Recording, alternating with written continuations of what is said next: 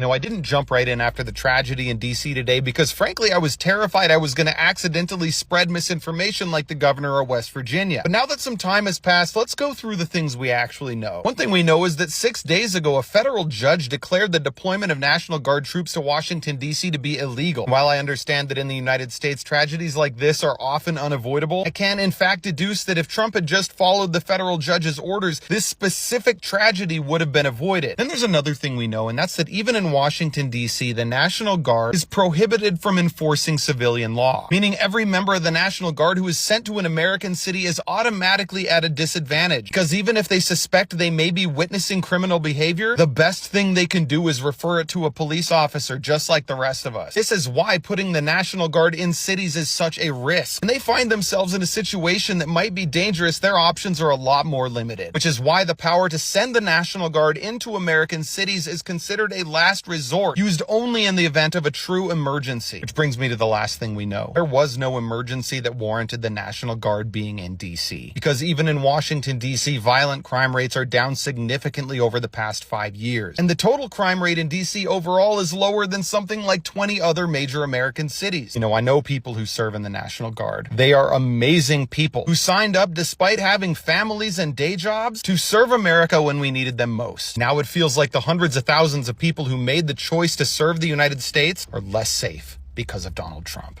The National Guard are bait. They were always supposed to be bait. At least, according to this administration, which is why I think this DC shooting should be a moment of very serious reckoning with that fact for members of the National Guard, as well as, by the way, members of ICE, law enforcement agencies, the armed forces.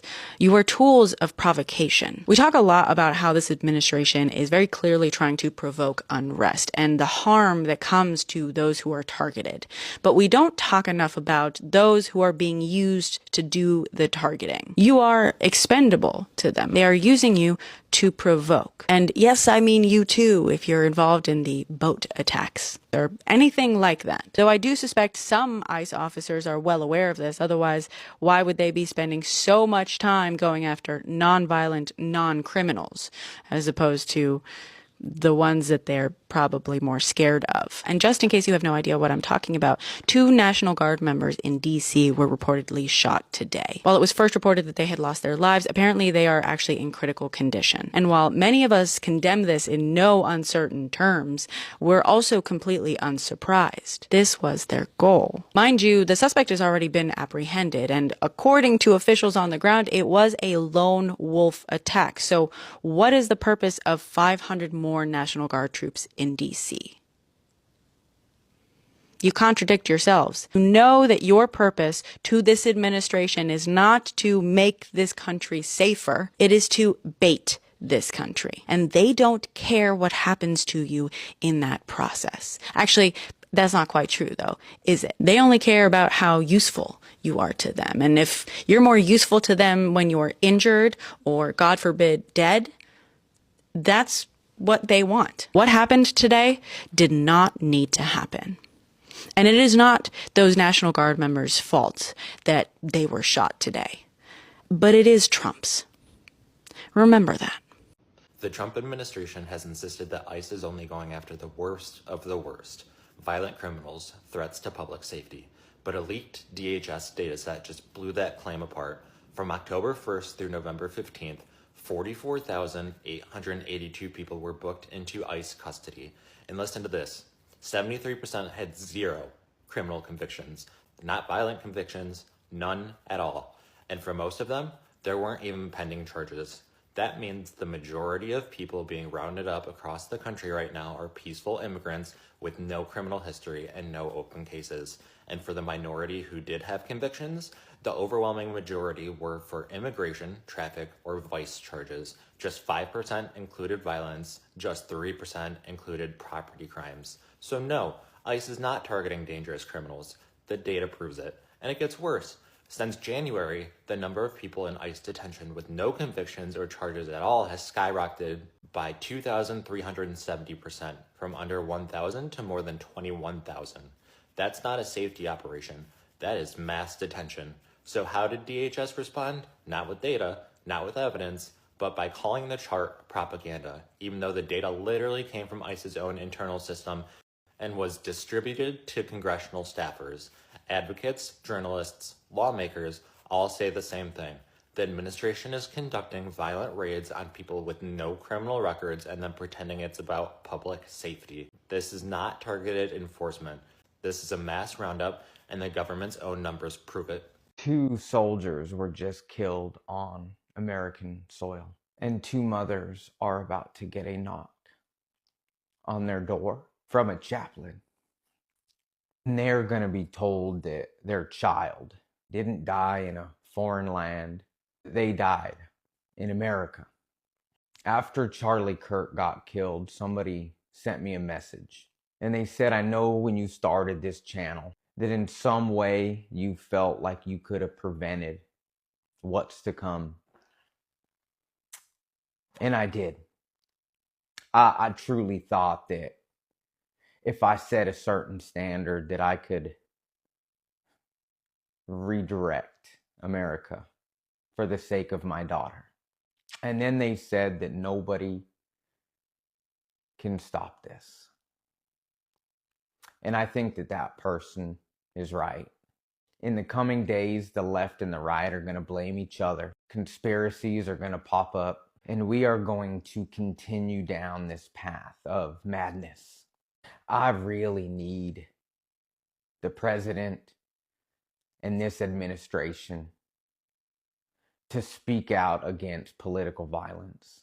I need them to be leaders and set a certain standard, a standard that they are not setting right now. I am watching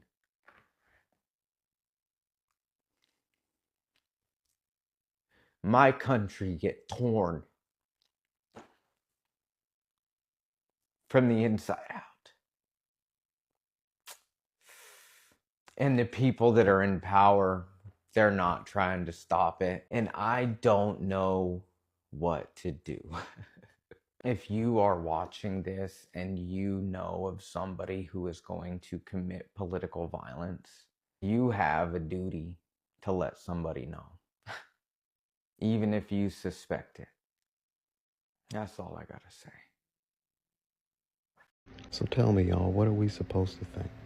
A week or two after Congress pretty much unanimously says they have to release those files, same day the DOJ is asking why are they not out, and if there's anything that's been altered or redacted, you need to explain it to us.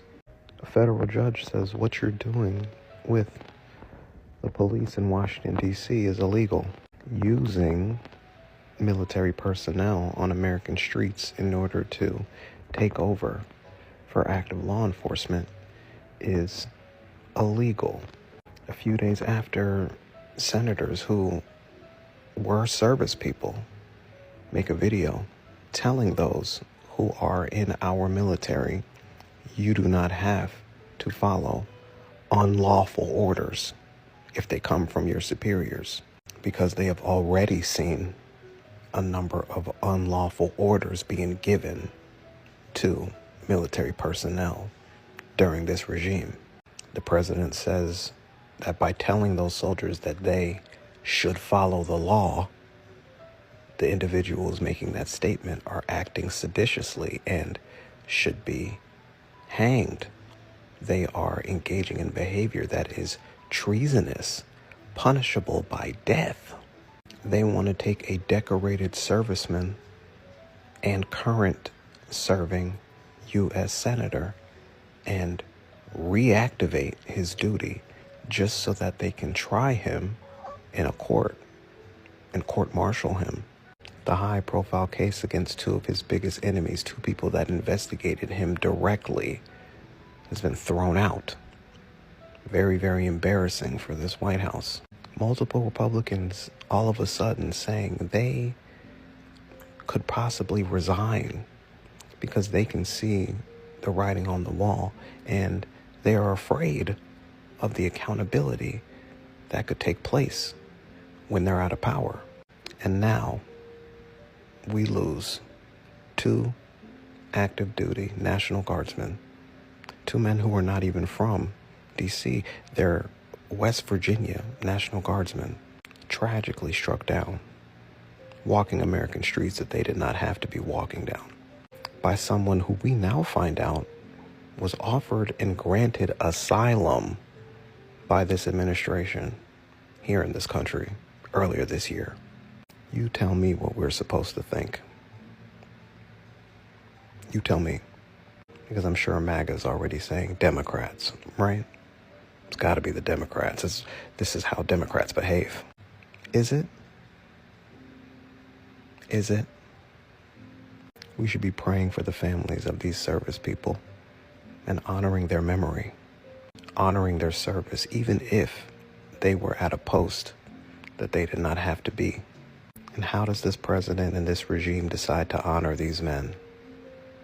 They decide to send 500 more troops into a city that did not need them in the first place. So you tell me, what are we supposed to think?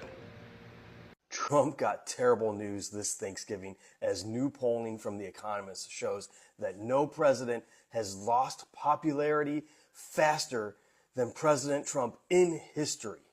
His approval rating sits at 38% approval with 57% disapproving. This is just a reflection of what everyday Americans are feeling. Trump promised low prices to tackle affordability and bring the cost of groceries down on day one. And we are now 311 days into his presidency, and he has not done any of that. In fact, he's caused inflation to go up. I think it's safe to say the honeymoon period is over. And yes, presidents generally lose popularity quickly, but this is just a swift decline for any modern president. According to this poll, he's losing the points with jobs, the economy, taxes, spending, inflation, pricing, and even in immigration now. And just to give you an idea of how bad things really are for him, the special election in Tennessee is a close race in a super deep red district in Tennessee. So guys, this is how things are shifting right now. The momentum is with the Democrats. People are unsatisfied with the job Trump is doing, and they have had enough.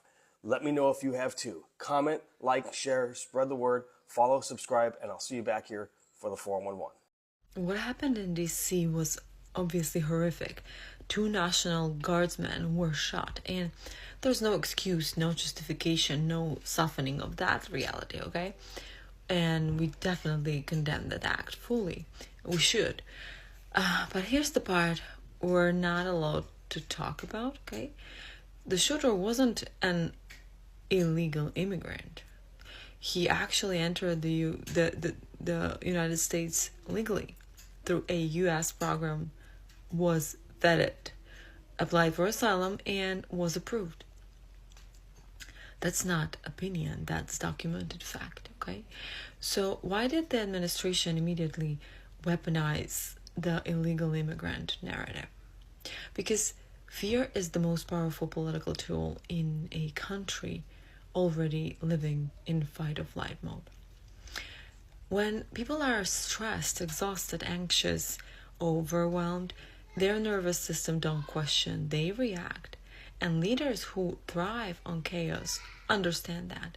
They know that if they blur the line between one man's crime and millions of people, the public won't see the difference. A single individual committed a crime, but the response was aimed at entire communities, halting Afghan immigration proceedings, reviewing asylum approvals from the last 3 years, expanding ICE raids, rolling out new enhanced vetting of Muslim-majority immigrants, amplifying a narrative that is factually untrue. This is not about safety. This is about power. This is how authoritarian systems operate. Find a tragedy, rewrite one detail, turn that detail into a weapon, use the panic to justify sweeping new policies.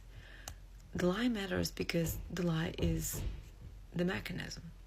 We can, and we should, mourn the victims. We can condemn the shooter And we can still refuse to let fear become policy, especially when the fear is being manufactured, exaggerated, and misdirected.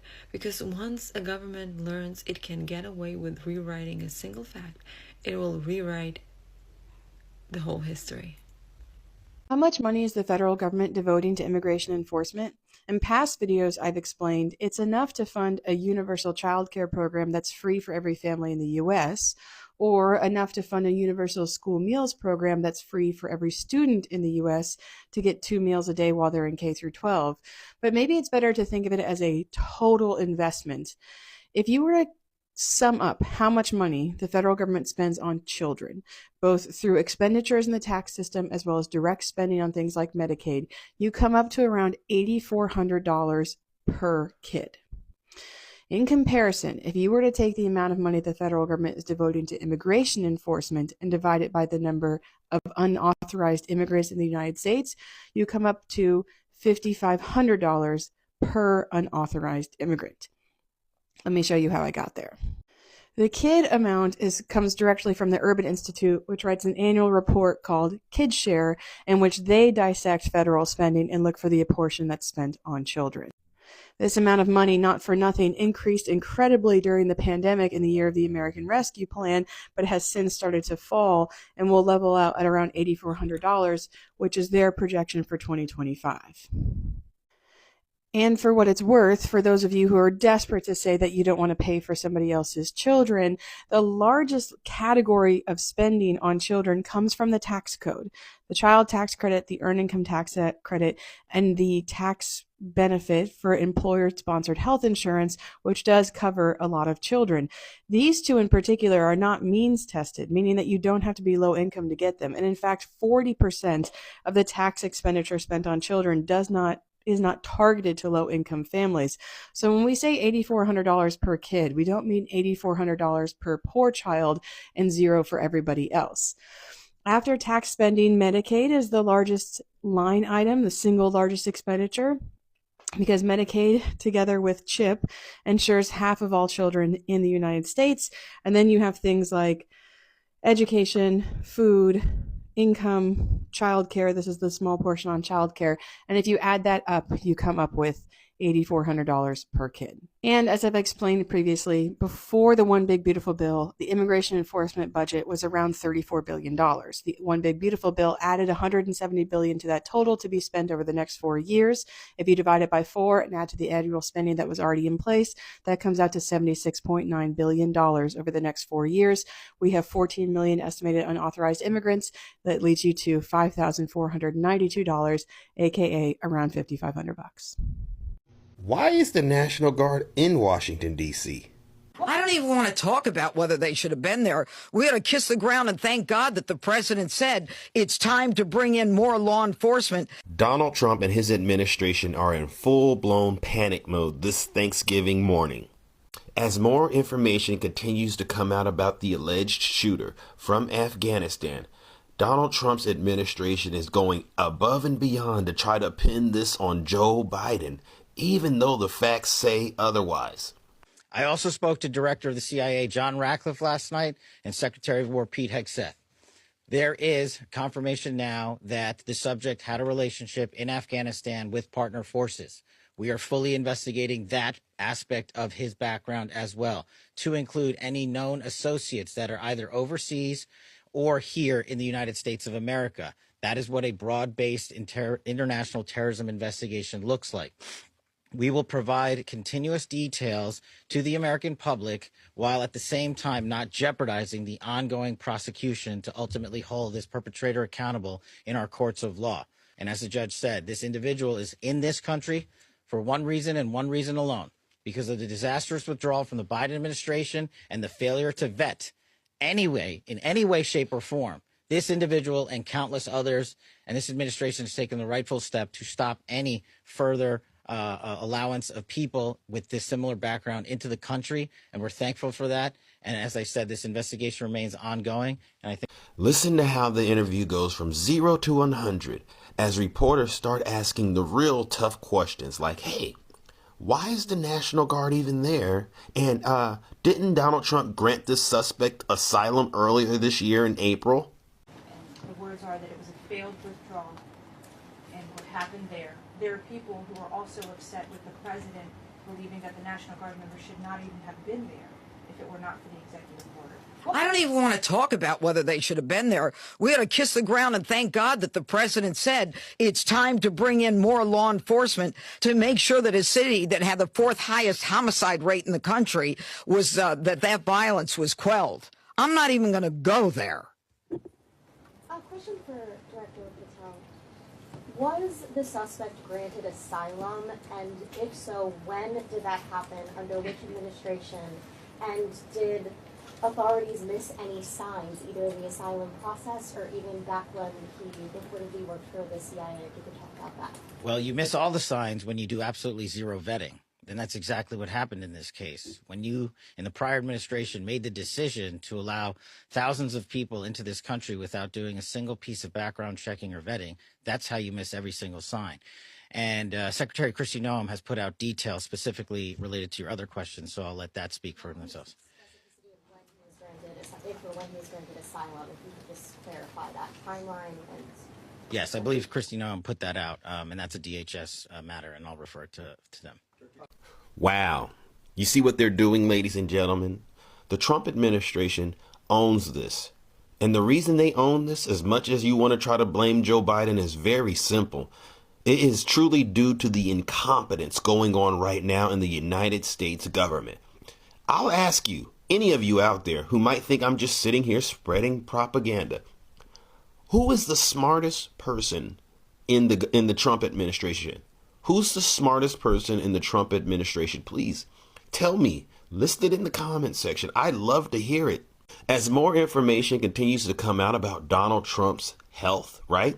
His cognitive abilities, it's clear to everyone that Donald Trump is unfit health-wise to be in the office. And obviously, mentally, he's not that sharp. He's not that bright. So the question remains, who is running the country? Every day the Trump administration remains in power, I want it to be crystal clear. Americans, actually everyone in the world, remains in danger because guess what? They're not focusing on protecting anyone. They are literally chasing their tails. They're literally just making it up as they go. So I'll wrap this video up by saying, listen, the writing is on the wall. The Trump administration is surrounded by a bunch of loyal sycophants who are completely incompetent. And as long as they continue to remain in power, ladies and gentlemen, unfortunately, incidences like this will continue to happen. And the big thing is this. If this is what we see on the news, could you imagine what we're not seeing or hearing about? It's scary, isn't it?